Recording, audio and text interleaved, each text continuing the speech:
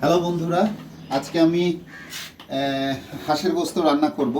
আমাদের চাপায়ের ভাষায় এটাকে বলা হয় বতক বলে, চাপায়ের ভাষায় এটাকে বতক বলে, আর ঢাকাতে এটাকে পাতিহাঁস বলে, হাঁস বলে আর রাজহাঁস।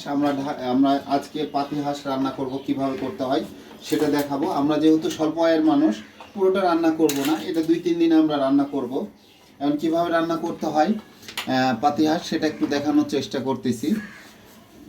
সেটা হলো পাতিহাঁস আমরা আমাদের বাসাতে একটু ঝোল খাই, কিন্তু পাতিহাঁসে মনে রাখতে হবে এটাতে ঝোল খাওয়া যাবে না, ঝোল খেলে একটু আষ্টে গন্ধ করে। আমি প্রথমে তেল দিয়ে নিলাম, চুলাটা একটু তেল বেশি দিলাম, কারণ হলো পানি কম দেবো এটাতে, পানি দিলে একটু আষ্টে গন্ধ হয়। তারপরে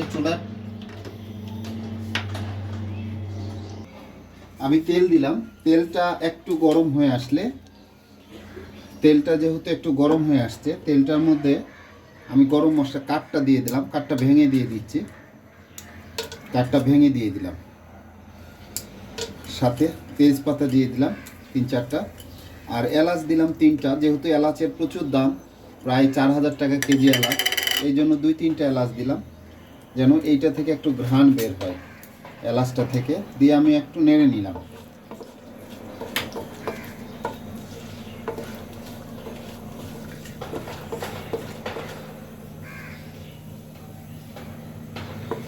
যেহেতু তেলটা ফুটে আসছে, যেহেতু ফুটে আসছে, আমি এখন একটু পেঁয়াজ দিয়ে দিলাম, কাঁচা পেঁয়াজ।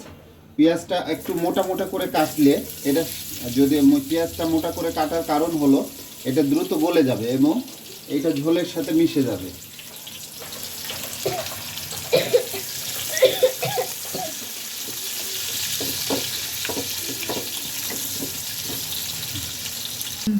হ্যালো ভিউয়ার্স, দেখছেন এই যে পেঁয়াজটা প্রায় 3-4 মিনিট ভাজলাম। বেশি ভাজবো না, যদি বেশি ভাজি তাহলে কিন্তু এটা এর সাথে মিশে যায়, আপনার ওই ঝোলের সাথে গিয়ে তখন পেঁয়াজ পেঁয়াজ হয়ে থাকবে। এই জন্য এখন তাপটা কমাই দিলাম। এখন মশলা দিয়ে দিব এর মধ্যে। যেহেতু আপনারা জানেন হাঁস একটু গন্ধ করে, এই জন্য কিন্তু হাঁসে কিন্তু একটু আদা রসুন বেশি লাগে। আমি একটু আদা বেশি দিব হাঁসে, আমি আদার পরিমাণটা একটু বেশি দিলাম, আর রসুন একটু বেশি দিতে হবে, না হলে কিন্তু গন্ধ বের হবে। আমি প্রায় 4 চামচ মতো দিলাম এবং 2 চামচ মতো আদা দিলাম, 2-2.5 চামচ আদা দিলাম। এবং দিব না, পেঁয়াজ বাটা দিব না, যেহেতু পেঁয়াজ কুচি দিয়েছি।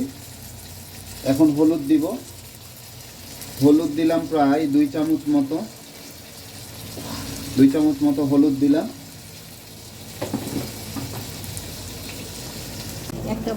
2 চামচ শুকনো মরিচ দিলাম, আর প্রায় 2.5 চামচ মতো দিলাম, লবণ দিলাম। আর ধনিয়া বাটা দিব।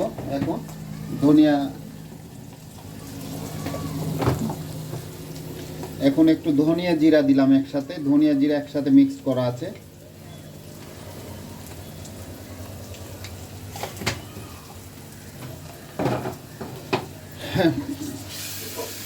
তারপরে আমি এটা একটু নেড়ে নিলাম, কারণ আপনি জানেন এই হাঁসে কিন্তু একটা আষ্টে গন্ধ করে, এই জন্য একটু মশলা বেশি লাগে হাঁসে। মশলাটাতে এখন আমি মশলাটা একটু ভালো মতো কষাই নিব। এই কষানোর পর আর কোনো পানি দিব না, অল্প একটু পানি দিয়ে শুধু কষাই নিব। তাপটাকে আবার জোরে দিয়ে দিলাম,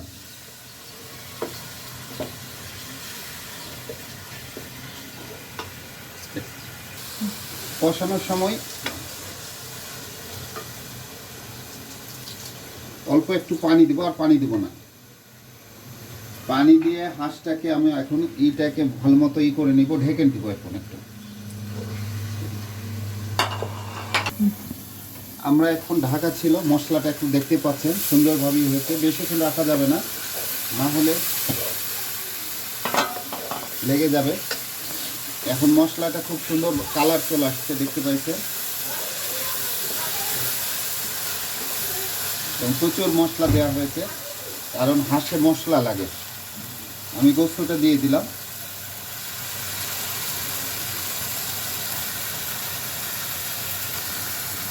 গোস্তটা দিয়ে ভালো মতো কষাই মিশাই নিলাম।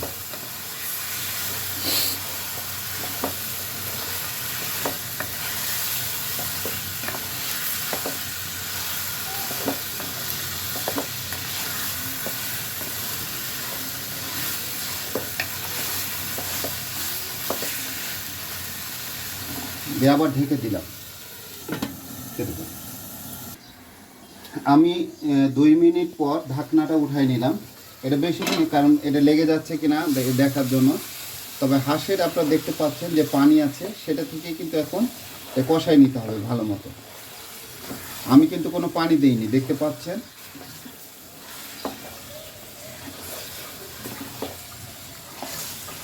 এবং কালারটা দেখতে পাচ্ছেন, অনেক সুন্দর কালার আসছে। আমি কিন্তু এখনো কোনো পানি দিইনি। আবার ঢেকে দেবো 4-5 মিনিটের মতো।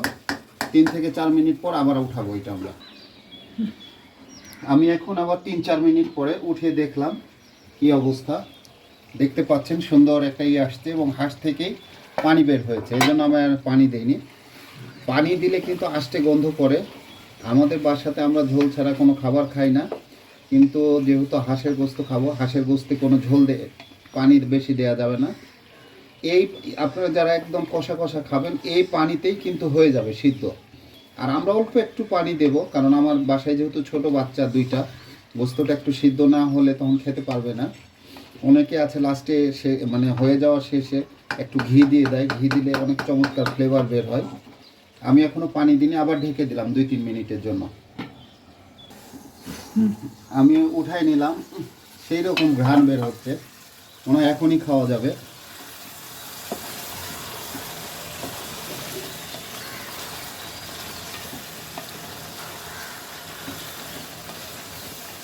একবার উঠিয়ে নেড়ে নিলাম, কারণ হলো লেগে গেছে কিনা এটা দেখার জন্য। যদি লেগে যায়, পোড়া পোড়া গন্ধ করলে গোস্তটা কিন্তু ভালো লাগে না। এই যে আপনাদের যেটা বলছিলাম, পেঁয়াজটা কিন্তু গলে গেছে, দেখেন পেঁয়াজ আর নাই। কারণ পেঁয়াজটা বেশি ভাজলে, একদম কড়কড় করে ভাজলে কিন্তু ওইটা তখন হয়ে থাকে।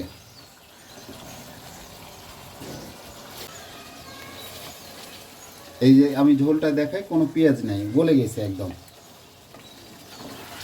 এবং যারা মনে করেন কি একটু শুকনো শুকনো খাবেন পরোটা অথবা রুটির সাথে অথবা গরম ভাতের সাথে, তারা আর পানি না দিলেও হবে। এই পানি সিদ্ধ এভাবে যদি আমি ঢেকে রেখে দিই, 10 থেকে 15 মিনিট পর হালকা তাপে এটা হয়ে যাবে।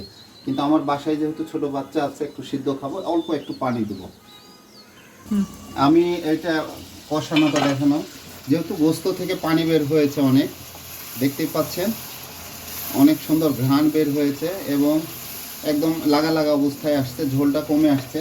তো আমরা যেহেতু চাপাই, নওগাঁ, রাজশাহীর দিকে মানুষ একটু রসুন খাই, এই জন্য আমি একটু রসুন দিয়ে দিলাম কয়েকটা। রসুনটা কষাই নিব, রসুনটা একটু কষাই নিব আমরা।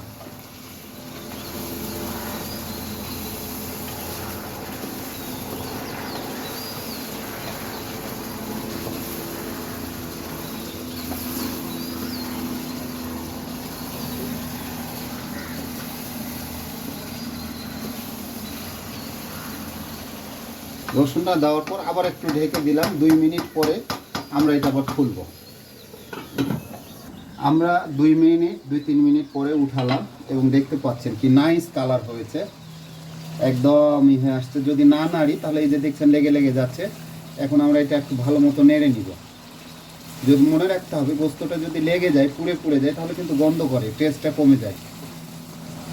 আর হাঁসের গোস্ত একটু মশলা বেশি লাগে, তার মধ্যে আদা এবং রসুন, এই দুইটা কিন্তু খুব গুরুত্বপূর্ণ হাঁসের গোস্তের জন্য। যদি ভালো রান্না করতে না হয় পারে, আর ভালো মতো কষানো না হয়, তাহলে কিন্তু আষ্টে গন্ধ করে।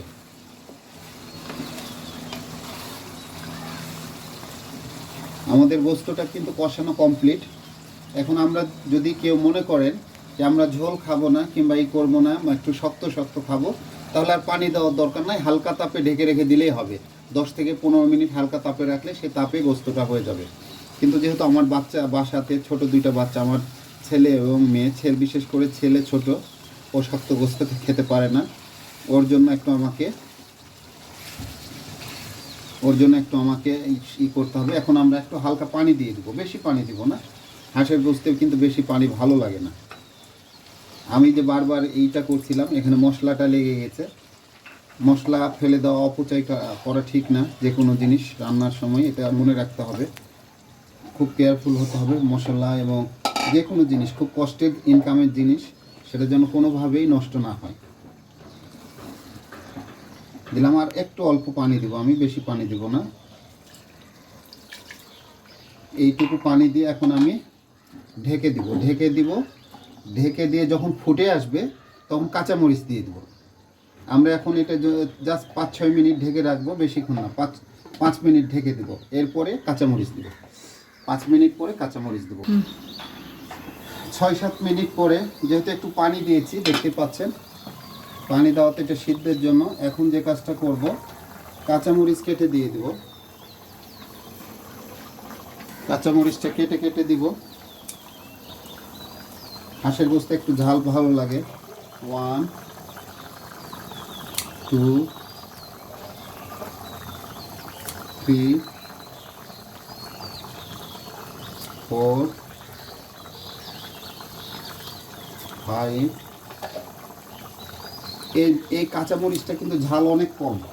বাজারে যে মরিচগুলো আছে, আমার বাসাতে ছোট বাচ্চা, এই জন্য ঝাল কম যে মরিচগুলো, সেগুলো নিয়ে আসি। জাস্ট এটা একটা ডেকোরেশনের মতো। এটা তো একদম ঝাল কম বললেই চলে, ঝাল নাই বললেই চলে। মরিচ দেওয়ার পর, কাঁচামরিচ দেওয়ার পর কয়েকটা কাঁচামরিচ গোটা দিয়ে দিলাম, যদি কেউ ঝাল খেতে চায় ওটা ডলে খাওয়ার জন্য।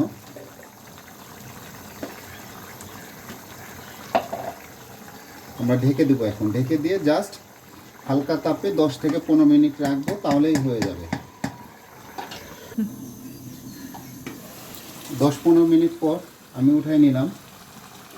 দেখতে পাচ্ছেন ঝোল একদম মরে আসছে, পানি একদম মরে আসছে, অল্প আছে।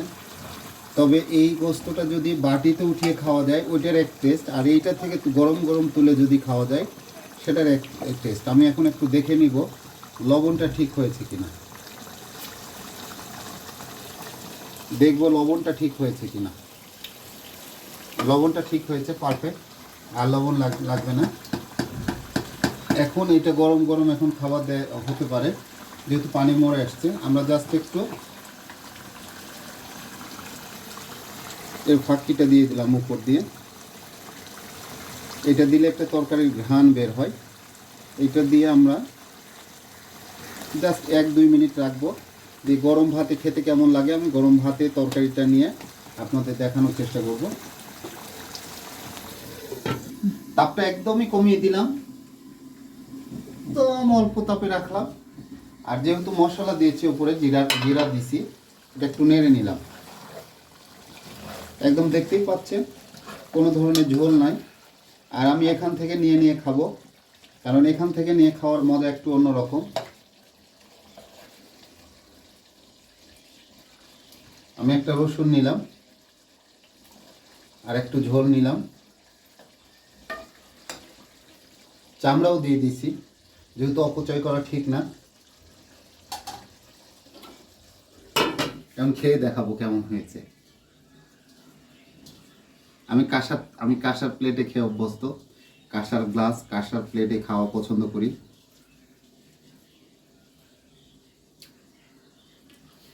খুবই সুন্দর হয়েছে। তোমাদের সকলকে দাওয়াত থাকলো। Thank you very much.